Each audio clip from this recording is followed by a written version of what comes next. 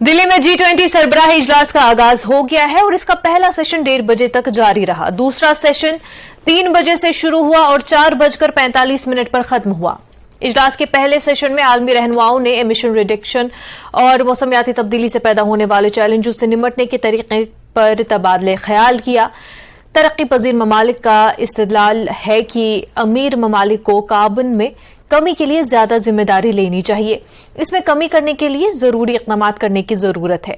भारत ने global biofuel alliance के आगाज का ऐलान किया और G20 ममालिक पर जोर दिया कि वो आलमी सतह पर पेट्रोल के साथ एथनॉल की मिलावट को 20% तक ले जाने की दरखास्त के साथ इस पहल में शामिल हो। वन अर्थ पर G20 सरबराही इजलास से खिताब करते हुए वजीर आजम नरेंद्र मोदी ने माहौल और आबो हवा के मुशाहिदे के लिए G20 सैटेलाइट मिशन शुरू करने की तजवीज भी पेश की और रहनुमाओं पर जोर दिया कि वो ग्रीन क्रेडिट इनिशिएटिव पर काम शुरू करें। वजीर आजम नरेंद्र मोदी ने कहा कि आज वक्त की जरूरत है कि तमाम ममालिक फ्यूल बिल्डिंग के शोबे में मिलकर काम करें। हमारी तजवीज है कि पेट्रोल में एथनॉल की ब्लेंडिंग को 20% तक ले जाने के लिए आलमी सतह पर पहल की जाए। इजलास में सऊदी क्राउन प्रिंस मोहम्मद बिन सलमान, UAE सदर शेख मोहम्मद बिन जैद अल नहयान, अमरीकी सदर जो बाइडन, बरतानवी वजीर आजम ऋषि सुनक समेत दुनिया के सरकर्दा रहनुमा शरीक थे। औपचारिक कार्रवाई शुरू करने से पहले हम सभी की ओर से कुछ देर पहले मोरक्को में आए भूकंप से प्रभावित लोगों के प्रति मैं अपनी हार्दिक संवेदना प्रकट करना चाहता हूं। हम प्रार्थना करते हैं कि सभी इंजर्ड लोग शीघ्र स्वस्थ हो। इस कठिन समय में पूरा विश्व समुदाय मोरक्को के साथ है और हम उन्हें हर संभव सहायता पहुंचाने के लिए तैयार हैं। योर हाइनेसेस, एक्सेलेंसीज, G20 के प्रेसिडेंट के तौर पर भारत आप सभी का हार्दिक स्वागत करता है। इस समय जिस स्थान पर हम एकत्रित हैं, यहां से कुछ ही किलोमीटर के फासले पर लगभग 2500 साल पुराना एक स्तंभ लगा हुआ है। इस स्तंभ पर प्राकृत भाषा में लिखा है, हेवम लोकसा हित मुखेति अथ इयम नातिसु हेवम, अर्थात मानवता का कल्याण और सुख सदैव सुनिश्चित किया जाए। 2500 साल पहले भारत की भूमि ने यह संदेश पूरे विश्व को दिया था। आइए इस संदेश को याद कर इस G20 समिट का हम आरंभ करें। 21वीं सदी का यह समय पूरी दुनिया को नई दिशा दिखाने वाला और नई दिशा देने वाला एक महत्वपूर्ण समय है। ये वो समय है जब बरसों पुरानी चुनौतियां हमसे नए समाधान मांग रही हैं और इसलिए हमें ह्यूमन सेंट्रिक अप्रोच के साथ अपने हर दायित्व को निभाते हुए ही आगे बढ़ना है। फ्रेंड्स, कोविड-19 के बाद विश्व में एक बहुत बड़ा संकट विश्वास के अभाव का आया है। युद्ध ने इस ट्रस्ट डेफिसिट को और गहरा किया है। जब हम कोविड को हरा सकते हैं तो हम आपसी विश्वास पर आए इस संकट पर भी विजय प्राप्त कर सकते हैं। आज G20 के प्रेसिडेंट के तौर पर भारत पूरी दुनिया का आह्वान करता है कि हम मिलकर सबसे पहले इस ग्लोबल ट्रस्ट डेफिसिट को एक विश्वास, एक भरोसे में बदलें। यह हम सभी के साथ मिलकर चलने का समय है। G20 सरबराही इजलास में वजीर खारजा एस जयशंकर और वजीर खजाना निर्मला सीतारमण ने मुश्तरका press briefing the.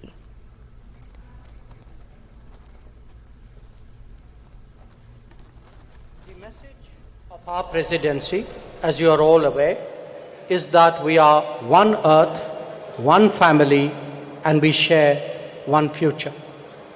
This draws the entire proceedings of the New Delhi summit are in fact organized accordingly, with 3 sessions devoted to each aspect of this theme.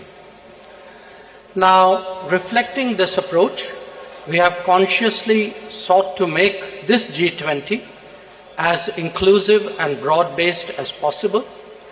It is witnessing the participation of its 20 member states, 9 invitee nations, and 14 international organizations. It is a matter of particular satisfaction for us that the African Union has this morning become a permanent member of the G20, that too during the Indian presidency. This is in keeping with the priority that we attach to addressing the urgent concerns of the Global South. You would recall that at the beginning of our presidency, at Prime Minister Modi's initiative, 125 nations were consulted to express the voice of the Global South.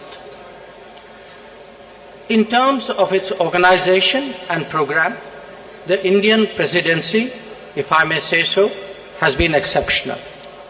Events have been spread across 60 cities, which are truly across the length and breadth of India.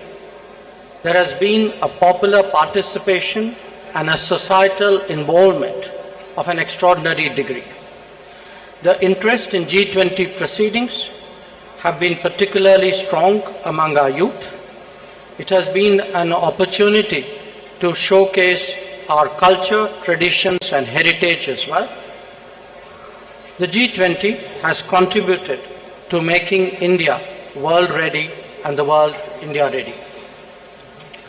The declaration that the leaders have agreed on today focuses on promoting strong, sustainable, balanced and inclusive growth. It seeks to accelerate progress on SDGs and has come up with an action plan accordingly. It envisages a green development pact for a sustainable future. It endorses high-level principles on lifestyle for sustainable development, voluntary principles on hydrogen, the Chennai principles for a sustainable and resilient blue economy, and the Deccan principles on food security and nutrition, among others. The transformative and inclusive role of technology has been highlighted with a focus on digital public infrastructure. The Indian presidency's proposal of a One Future Alliance has also been noted.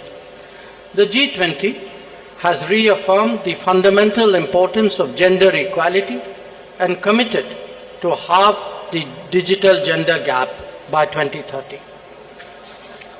Recognizing that the post-pandemic world order must necessarily be different from the world before it, the leaders have also emphasized the need to reinvigorate multilateralism and reform international financial institutions.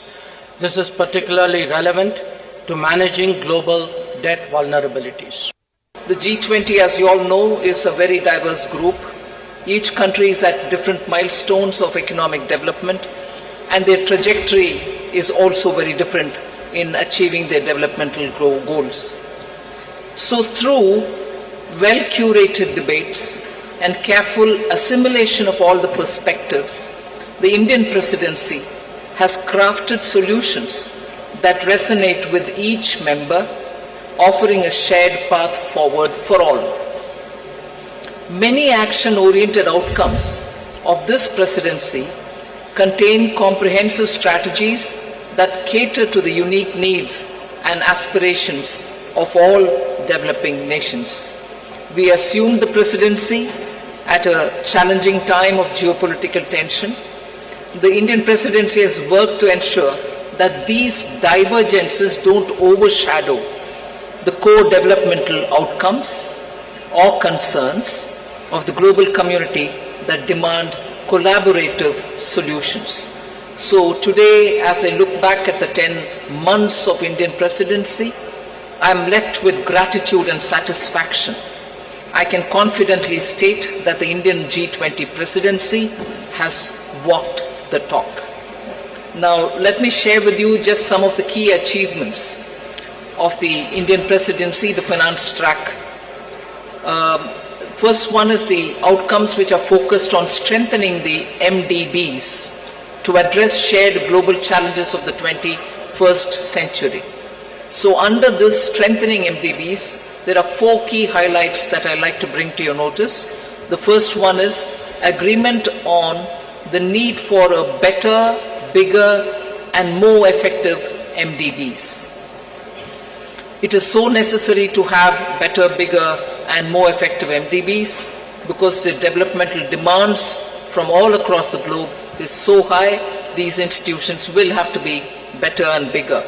This is also going to contribute to enhancing representation and voice of developing countries in the decision making. The second under the MDBs, strengthening of MDBs, is the G20 Independent Expert Group on strengthening MDBs, and this was established and it has submitted its volume 1.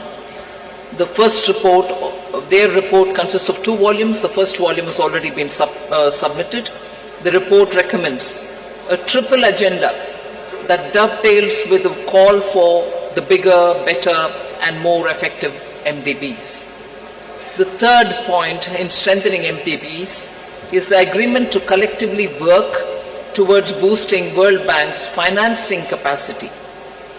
Here the options will be explored that will deliver a powerful boost to the IBRD headroom to support low-income and middle-income countries. And the fourth, endorsement for the G20 roadmap for implementation of the recommendations of an independent panel on capital adequacy framework of the MDBs. So the CAF recommendations are focused on enabling MDBs to use their existing resources effectively. The roadmap estimates, this is going to be of interest for the media, the roadmap estimates that implementation of the CAF and the measures thereby will potentially yield additional lending headroom of approximately $200 billion over the next decade. G20 summit के हवाले से अभी खबरें बाकी हैं, लेकिन उससे पहले एक छोटा सा ब्रेक।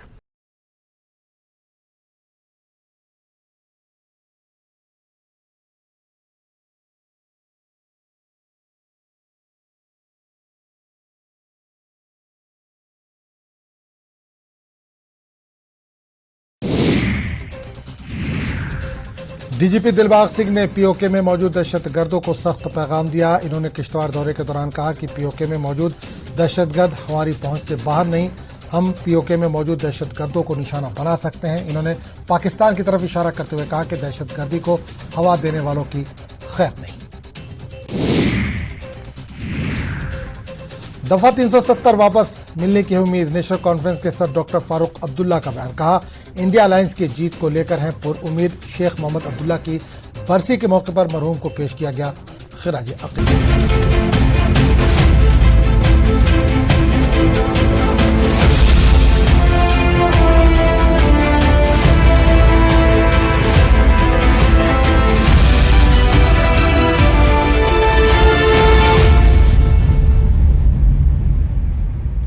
ब्रेक के बाद आपका खैर मकदम है। अमरीकी वजारत खारजा के तर्जमान मार्गरेट मैक्लाउड ने मोदी बाइडेन मुलाकात पर कहा कि दहशतगर्दी के मुद्दे पर दोनों ममालिक राब्ते में हैं। दहशतगर्दी को रोकने के लिए कदम भी उठाए जा रहे हैं। जम्मू कश्मीर और लद्दाख में G20 से जुड़े कुछ प्रोग्राम पर कुछ मुल्कों के एतराज जताने पर उन्होंने कहा कि भारत दुनिया के सामने तहजीबी और सकाफती तनों को पेश करना चाहता है और भारत और अमरीका तनों का एहतराम करते हैं। हमारे साथ एक बहुत ही खास मेहमान मार्गरेट मैक्लॉड हैं, जो कि अमेरिकी विदेश विभाग की हिंदी प्रवक्ता है, हिंदुस्तानी प्रवक्ता है। आपका बहुत बहुत स्वागत है न्यूज़ 18 से बात करने के लिए। सबसे पहला सवाल ये, G20 की अध्यक्षता भारत कर रहा है, यहाँ पहुंचकर आपने अरेंजमेंट्स और भारत की जो प्रेसिडेंसी है, क्या कहेंगे इस पर? बहुत स्मूथ है। इंडिया अपना विविधता पूरी दुनिया को दिखा रहे हैं। अरेंजमेंट्स कैसे लगे आपको यहाँ पे पहुंचने के बाद? जो भारत मंडपम है या इंटरनेशनल मीडिया सेंटर है, अरेंजमेंट्स में क्या कहेंगे आप? हाँ, ट्रैफिक बहुत कम है, हैरानी हुई। और ये सेंटर मेरा मालूम नहीं कि आपके कैमरा दिखा रहे हैं, लेकिन बहुत बड़े और बहुत अच्छे सुविधाएं हैं। कल प्रधानमंत्री मोदी और अमेरिकी राष्ट्रपति बाइडेन की मुलाकात हुई, काफी लंबी मुलाकात चली, तमाम इश्यू से बात हुई। तो क्या आतंकवाद के मुद्दे पर भी कल चर्चा हुई? क्योंकि कहीं जॉइंट स्टेटमेंट में इसका जिक्र नहीं है, लेकिन आतंकवाद एक अहम मुद्दा है जिसको लेकर दोनों देश बातचीत करते रहते हैं और इसके खिलाफ वो एकजुट भी है। तो क्या आतंक के मुद्दे पर कल चर्चा हुई?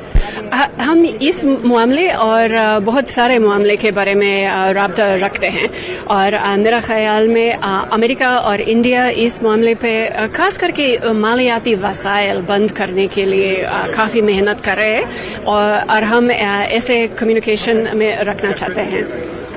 एक अहम सवाल ये भी है कि G20 जो समिट है, इससे पहले जब प्रेसिडेंसी मिली थी भारत को, तो इसके जो इवेंट्स हैं ये पूरे देश में कराए गए, जिसमें जम्मू कश्मीर भी शामिल है, लद्दाख भी शामिल है। लेकिन कुछ कंट्रीज को ऑब्जेक्शन था कि जम्मू कश्मीर में नहीं होना चाहिए, लद्दाख में नहीं होना चाहिए। आपका क्या व्यू है? मैं खुद पार्टिसिपेट नहीं कर सकती वर्किंग ग्रुप्स में, लेकिन जाहिर है कि इंडिया अपने मुख्तलिफ पहलू दुनिया को दिखाना चाहते हैं। हम अमेरिका भी एक ऐसा देश है जिसमें विविधता बहुत महत्वपूर्ण समझा जाता है और मेरा ख्याल में कि किसी हद तक ये तो हमारा एक शेयर्ड वैल्यू है कि हम डाइवर्सिटी वैल्यू करते हैं। तो जिन देशों का ऑब्जेक्शन इस पे है, उन पे क्या कहेंगे? जो देश ऑब्जेक्शन कर रहे थे कि J&K में नहीं होना चाहिए, लद्दाख में नहीं होना चाहिए, उन पे क्या कहेंगे? हम देखते हैं कि वो क्षेत्रीय कशीदगी एक बाहमी मामला है और उम्मीद है कि बात करके इंडिया और पाकिस्तान खुद ब खुद रिजॉल्व कर सकते हैं। एक आखिरी सवाल जो सब लोग जानना चाहते हैं, आपने हिंदी कहाँ से सीखी? इतनी खूबसूरत हिंदी आप कैसे बोल लेती हैं? बहुत धन्यवाद। हमारे विदेश सेवा इंस्टीट्यूट इदारे में और यहाँ के सहेली और सहयोगियों से और उत्तराखंड में भी एक बहुत अच्छे स्कूल है जो लांडूर में है। हमसे बात करने के लिए बहुत बहुत शुक्रिया। तो ये थी अमेरिकी विदेश विभाग की प्रवक्ता Margaret MacLeod. Camera person Munmun के साथ शैलेंद्र वांगू, न्यूज़ 18 नेटवर्क, नई दिल्ली। भारत ने चीन के BRI प्रोजेक्ट को बड़ा झटका दिया। G20 इजलास में Bharat middle east Europe corridor launch हुआ और इसमें Bharat, Europe, America, UAE, Italy, France और जर्मनी शामिल है। इस मौके पर PM मोदी ने कहा कि आज तारीखी समझौता हुआ और ममालिक के बीच राब्ता जरूरी है। PM मोदी ने साथ ही चीन को पैगाम दिया कि राब्तेकारी के लिए इलाकाई सालमियत का एहतराम करना चाहिए। G20 सरबराही इजलास के हवाले से नेशनल कॉन्फ्रेंस जम्मू के सूबाई सदर रतन लाल गुप्ता ने कहा कि बीजेपी G20 सरबराही इजलास का क्रेडिट ले रही है, लेकिन ये इजलास हर मुल्क में होता है। आज हमारे मुल्क में हो रहा है, कल किसी और मुल्क में होगा। रतन लाल गुप्ता ने टाउन हॉल डोडा में पार्टी कारकुनों के साथ एक मीटिंग में इन ख्यालात का इजहार किया। बातें कहती है कि साहब हम ये हमारी वजह से हुआ। अगर जब से पहले खुला, आज भारत G20 की अध्यक्षता कर रहा है।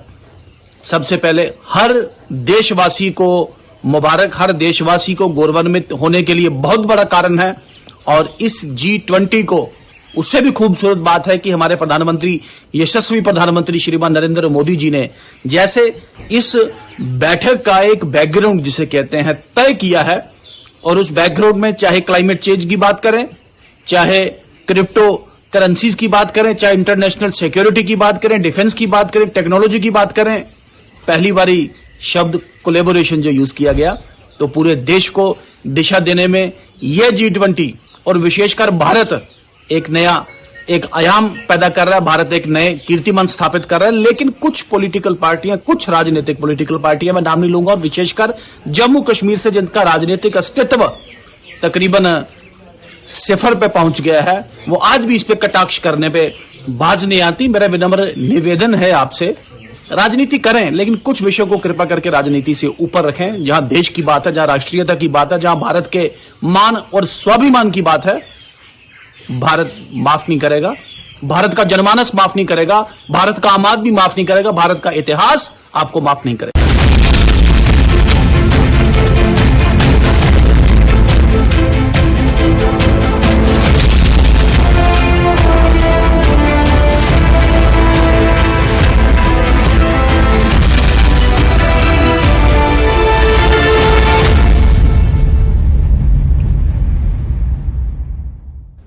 तो G20 समिट जारी है। आगे बढ़ते हैं। अगर जम्मू कश्मीर में आइंदा इंतखाबात हुए तो नेशनल कॉन्फ्रेंस इन तमाम इंतखाबात में तनहा मुकाबला करेगी। वादी चुनाव में गुलाम नबी आजाद की आमद से नेशनल कॉन्फ्रेंस को कोई फर्क नहीं पड़ेगा। नेशनल कॉन्फ्रेंस दिन ब दिन मजबूत होती जा रही है।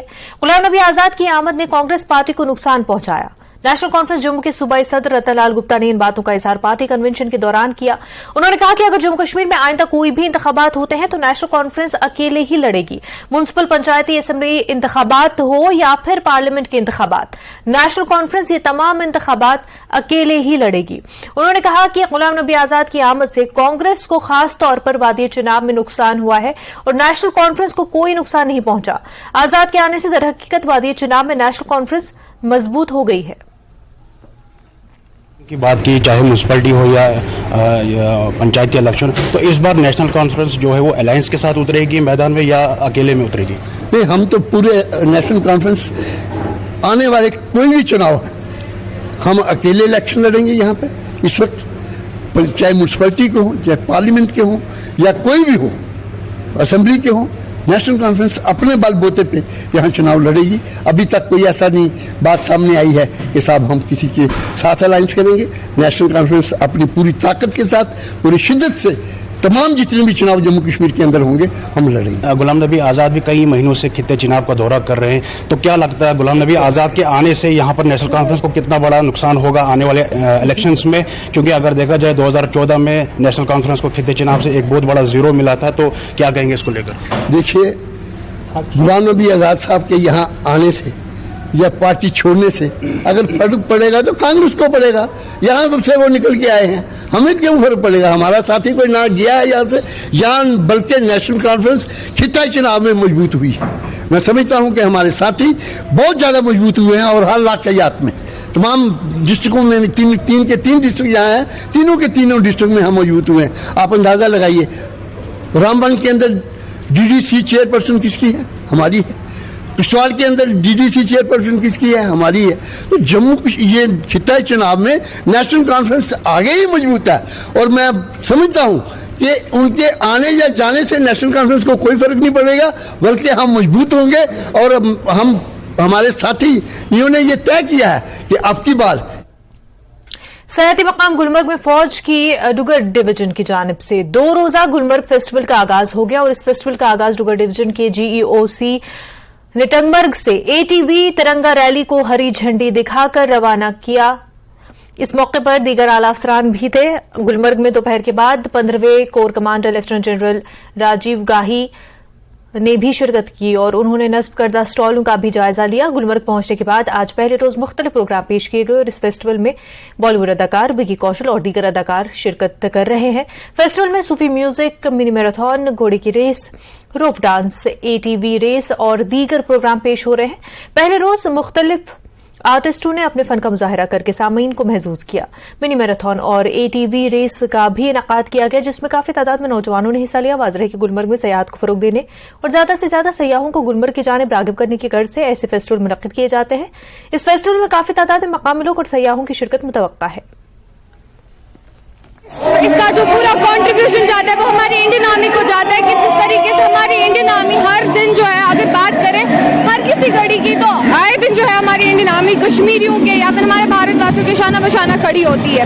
आप देख सकते हैं किस कदर जो है हमारी इंडियन आर्मी जो है हमारे कश्मीरियों के टैलेंट को बूस्ट करने में लगी है। टूरिज्म ने और इंडियन आर्मी ने मिल के इस चीज़ को इतनी अच्छी तरीके से इन लोगों ने इस चीज़ को निभाया है। और हम जैसे आर्टिस्ट यहाँ पे खुल के गा रहे थे, जैसे कि हम अपने मतलब किसी भी फंक्शन में, घर के किसी फंक्शन में हैं, और यहाँ पे जो टूरिस्ट जो भी था, लोकल जितने भी थे, वो उन्होंने यहाँ पे एंजॉय करा, साथ में हमने भी उनके साथ एंजॉय करा। शुक्रगुजार करती हूँ गुलमर्ग फेस्टिवल जिन्होंने यहाँ पे करवाया है। हम जम्मू से आए, मेरा नाम पूजा रैना है, हमारे ग्रुप का नाम सिल्वर स्क्रीन डांस ग्रुप है हमारा। तो आज हमने फर्स्ट टाइम हमें यहाँ पे प्लेटफॉर्म मिला है। हम आते हर साल है। आई एम प्रोफेशनल डांसर, जितने भी हमारे साथ ग्रुप में डांस कर रहे हैं हम सभी प्रोफेशनल हैं। और जब भी हमने आज परफॉर्म किया तो बहुत ही ऑडियंस बहुत ही ज़्यादा हूटिंग खुश थे, मतलब बहुत ही मज़ा। हमें जम्मू से आके यहाँ पे बहुत अच्छा लगा, हमें एक प्लेटफॉर्म मिला और हमें डांस करने का मौका मिला, और ऑडियंस ने भी हमें सपोर्ट किया और यहाँ की टीम ने भी हमें सपोर्ट किया, हमें बहुत अच्छा मौका मिला। अपनी कोशिश तो कर ही रहे हैं कि टूरिज्म जितना हो सके यहाँ पे प्रमोट करें, और जितना हमारे से हो पड़ रहा है उतना हम कर रहे हैं। And festival today is part of that initiative. ये पहला नहीं है और आखिरी भी नहीं होगा, और आज से नहीं काफ़ी टाइम से कर रहे हैं। और as far as promoting the youth is concerned, that is always at the forefront. सयाहती मकाम गुलमर्ग में फौज की जानिब से 2 रोज़ा फेस्टिवल का आगाज़ हो गया है, और डिगर डिवीजन के जनरल ऑफिसर कमांडिंग ने बाज़ाब्ते तौर पर टंगमर्ग में इसका इफ्तिताह किया है तिरंगा रैली से। और आज पहले रोज़ आज गुलमर्ग के अंदर आइस रिंग के अंदर जो मुख्तलिफ फनकार वादी बर से आए हुए थे उन्होंने अपने फ़न का मुजाहरा किया है और सामीन को महजूज किया है। और इस तरह से कल दूसरे दिन यहाँ पे बॉलीवुड के जो मुख्तलिफ अदाकार हैं वो शिरकत कर रहे हैं, और इसी तरह वादी कश्मीर से मुख्तलिफ लोग जो हैं वो इस प्रोग्राम का हिस्सा बन रहे हैं। और इस तरह यहाँ फनकारों को एक बेहतर प्लेटफॉर्म फराहम हो रहा है, और साथ साथ लोग भी इस फेस्टिवल में महजूज हो रहे हैं। न्यूज़ 18 जम्मू कश्मीर के लिए मैं गुलमर्ग से मुनीर हुसैन।